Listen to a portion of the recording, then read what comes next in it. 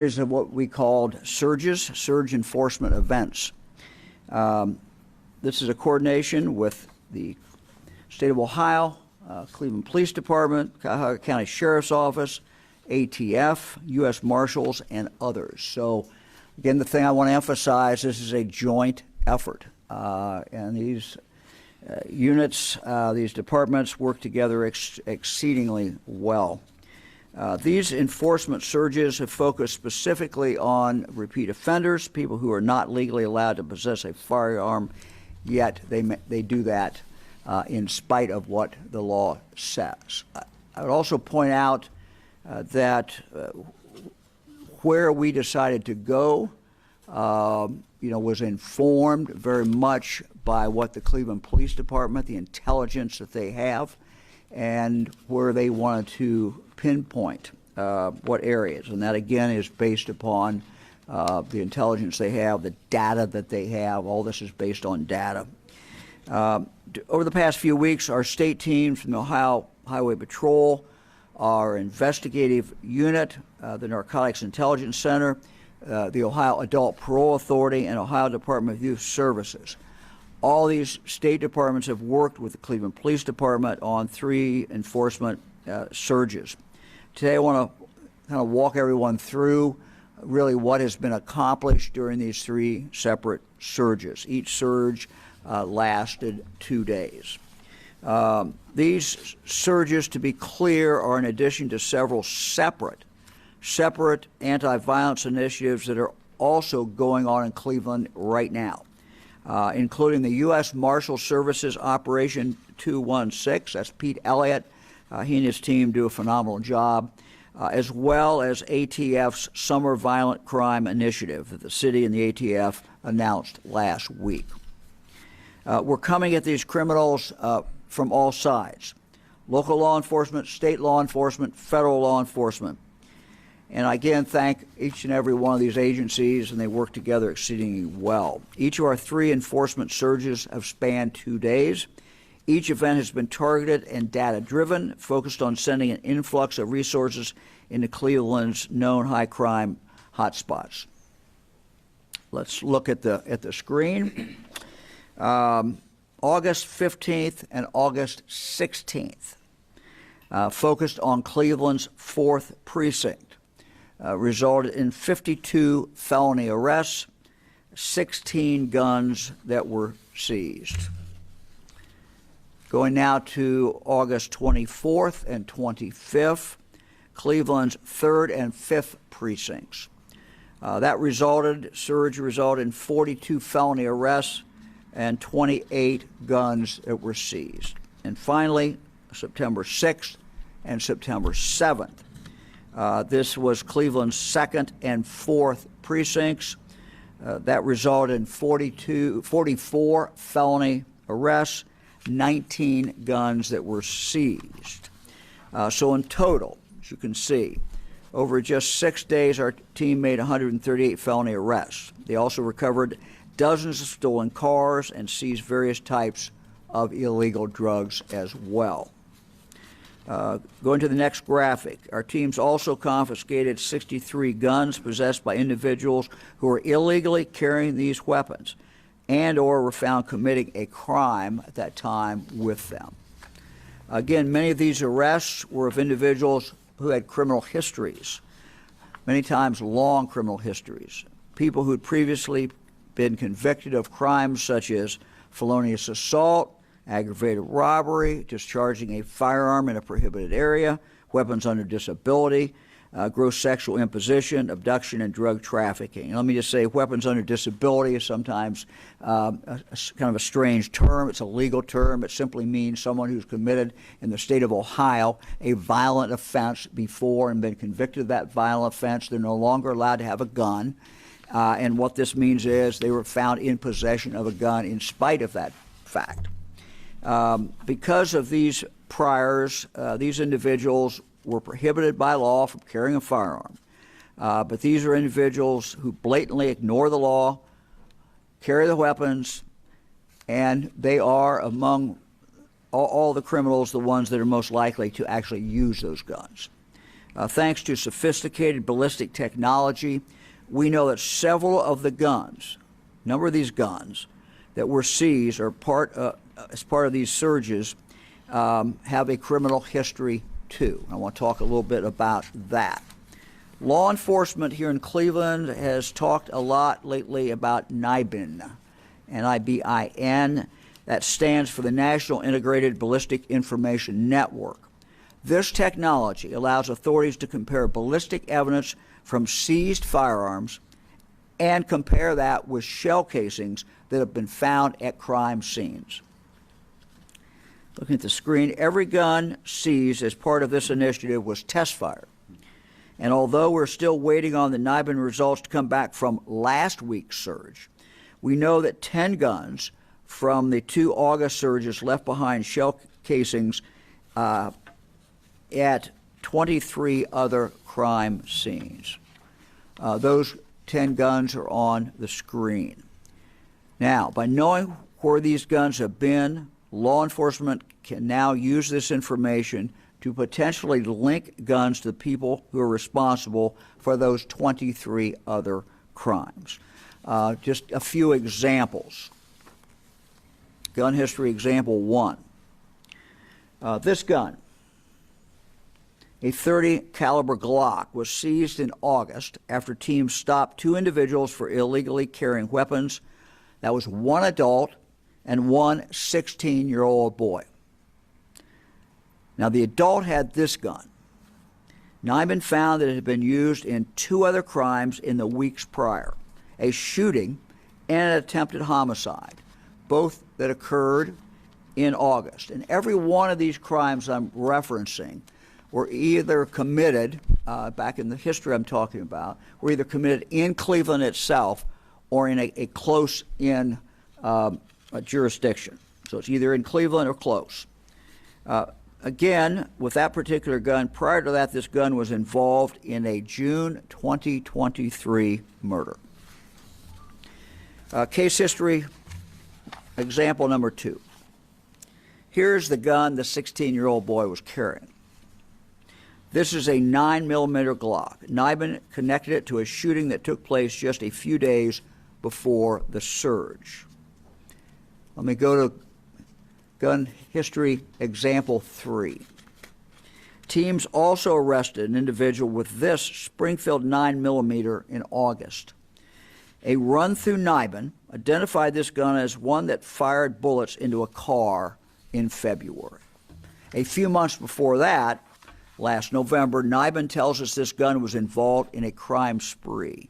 Someone holding this weapon shot someone, shot up a house, used it in a robbery, and used it during an assault. Prior to that, someone used this gun to shoot up another house, and that was back in December of 2021. One more. A Glock 9mm. In August, surge teams stopped an individual for a drug violation, and that person was carrying this gun. NIBIN found that it was used in a murder back in May of this year.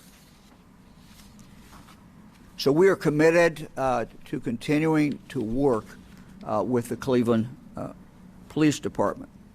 We're going to continue that close collaboration. We're very happy with the results. We think it's been very, very productive. We appreciate the partnership. And now let me turn to Mayor Bibb. Just on a personal note, the mayor and I spent 3 hours the other night watching the Bengals and the Browns. Let me just say that the mayor represented his city exceedingly well that night. Thank you, Governor. Thank you, Mayor. Thank you, Governor. I was a little worried that Governor DeWine may have canceled today's press conference because of that Browns victory over the Bengals last Sunday. But I want to just again thank Governor DeWine and Colonel Jones for their partnership and leadership on this critical law enforcement effort to really support reducing violent crime in our city. When I called Governor DeWine immediately after our mass shooting in July, he gave us his unwavering commitment and support to help us reduce violent crime in our city. And I believe there are three key ingredients to successful law enforcement partnerships. Number one, a clear sense of urgency. Number two, data-driven approaches to reduce violent crime. And thirdly, trust. Trust, trust, trust. And I think the results speak for themselves that this collaboration has been very effective. I would also want to say that in talking to the men and women of our police department, they have been thrilled that they've been able to do really good police work to keep our city safe. And they're looking forward to the continued enhanced partnership we're going to have with the state and other federal law enforcement officials in the months and years to come. I also want to convey to our residents that they've been thrilled by the extra police presence across our streets. I was talking to a senior citizen at the Fresh Fest in the Southeast Side on Saturday afternoon, and she was just so amazed and so thrilled to see State Highway Patrol working with Cleveland Division of Police to keep the city safe, doing traffic enforcement, knocking on doors, and getting criminals off our streets. And while today we are praising the success of this partnership, we also need to recognize we have a lot more work to do to keep our city safe and secure on a short and long-term basis. There are families today without mothers, fathers, brothers, sisters, sons, and daughters, and cousins because of the reckless violence that has plagued our city for far too long.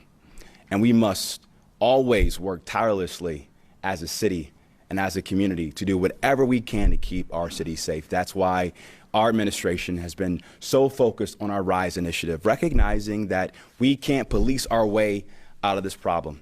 It's going to take a multi-pronged approach to reduce violent crime in Cleveland. On that note, we've been working tirelessly with City Council and the Cleveland Foundation to stand up our $10 million neighborhood safety fund. It's our goal to try to distribute up to $1 million of funding by the end of this year to invest in the interventions and solutions that we know can reduce violent crime in our city. We're also working with the Cleveland Food Bank because if you don't have a hot meal at home or no food in the refrigerator, you're more likely to commit violent crime, to put food on the table. So we as a city must always invest in a multi-pronged approach to reduce violent crime in our city. So with that being said, again, I want to just thank the governor and Colonel Jones for their commitment to this initiative, and I'm going to kick it off to Deputy Chief Ali Pillow for more details on this partnership. Deputy Chief. Thank you, Mayor. Good afternoon, everyone. I wanted to touch a little bit on the same thing that the governor talked about, that this is a collaboration with multiple agencies. Today we're here focusing on what was going on with OSP, but I'd be remiss if I did not talk about our partnership with the Cuyahoga County Prosecutor's Office, the U.S. Attorney's Office, who were very instrumental in the prosecution of those individuals arrested during our ATF operation that happened this summer. Our partners from OIU, who have been riding with us since before January on a regular basis, assisting us with some of our own initiatives and violent crime details. The U.S. Marshals are not here. Marshal Elliott gave me some stats and asked me to present them.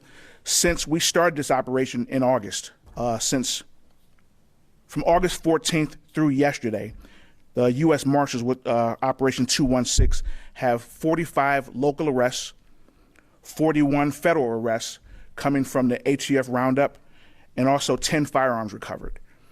Those 45 local arrests are stemmed from investigations by Cleveland Police, district bureaus, and specialized units. Those arrests break down as 13 homicides, 1 for robbery, 6 felonious assaults, 3 rape, and 22 other various violent crimes such as assault and/or domestic violence. So again, I want to commend the men and women at the district level and as well as our specialized units for the work that they've been putting into this initiative and throughout the year. We've received a lot of questions about how do we sustain this collaboration. I'd like to point out that this is not a new collaboration. All of the partners engaged and involved in this detail, all of them have a presence and an entity working together in our strike force building. I want to point out that we've always had officers assigned to the U.S. Marshals Task Force. I believe right now we have 4 and a supervisor. At the district and our narcotics level, we have task force officers, some certified by the FBI, others through ATF. And that is big for us because before it was just centralized with narcotics, but now we have them sprinkled throughout the districts with those resources, that intelligence and those technology is being instituted in the districts that has been proven invaluable. And of course, our homicide review, where we currently have 16 homicide detectives, and those are supplemented by 2 FBI agents, an ATF agent, and as recent as early this year, a BCI agent. So we talk about sustaining this. It is here. We've always had surges, operations, and/or initiatives every year.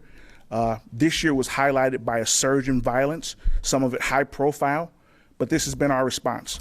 As the mayor touched on earlier, whatever challenges we have in a division, the citizens of Cleveland expect and deserve to be safe.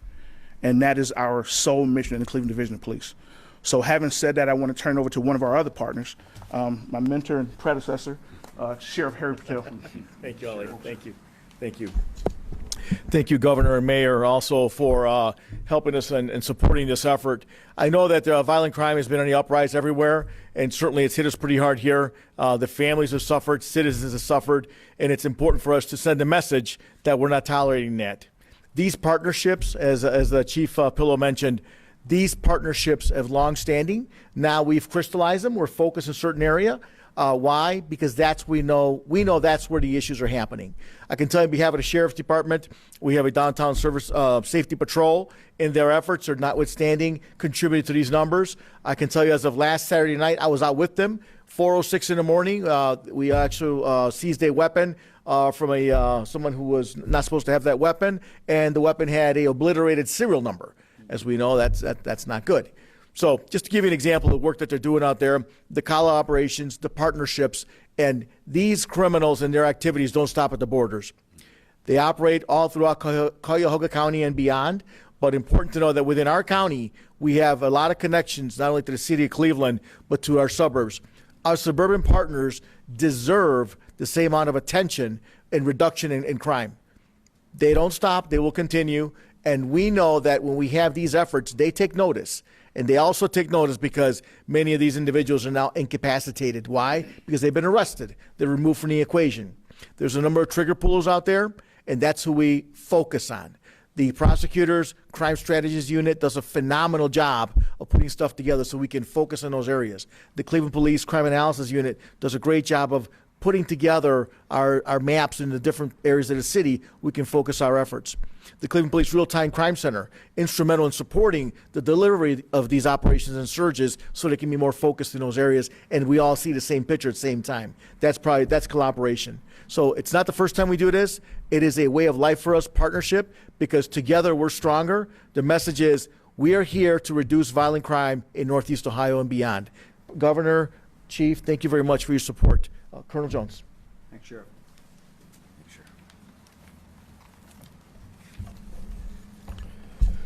Thank you, Governor DeWine, Mayor Bibb, Deputy Chief Pillow, and Sheriff Patel. I am honored to be here to discuss this ongoing collaboration to reduce violent crime in the city of Cleveland. I am also reminded of the historical value of this great city. As you may or may not know, on August 5th, 1914, the first electric traffic light was installed here in Cleveland at the corner of Euclid Avenue and East 105th Street. The purpose of that light was to improve safety for motorists and the citizens of Cleveland. It would be another 19 years before the Ohio State Highway Patrol was founded in 1933 with the same goal as a traffic light to keep Ohio's motorists and communities safe. Here we are 90 years later, and that same mission has not changed. I am grateful for the determination and the collaboration of all of these agencies and our ability to combine resources with the main goal of reducing violent crime in the city of Cleveland. As we have shared before, there are 3 ways to measure success: effort, results, and impact. The effort is clear through the collaborative partnerships you see here today. Chief Drummond and the Cleveland Division of Police, through collaboration with the Ohio State Highway Patrol, our Ohio Investigative Unit, and all of our federal, state, and local partners. We continue to work diligently to achieve the goal of reducing violent crime and making this community a safer place to live, work, and raise a family. That collaboration is something we all take seriously, and that is clear through the impact that has been made so far in these surges. Since the start of the violent crime reduction effort on August 15th, the results have pointed to the success of this collaborative endeavor. With 138 felony arrests, 63 guns seized, and 37 stolen vehicles recovered, there is no doubt this collaboration is making a difference.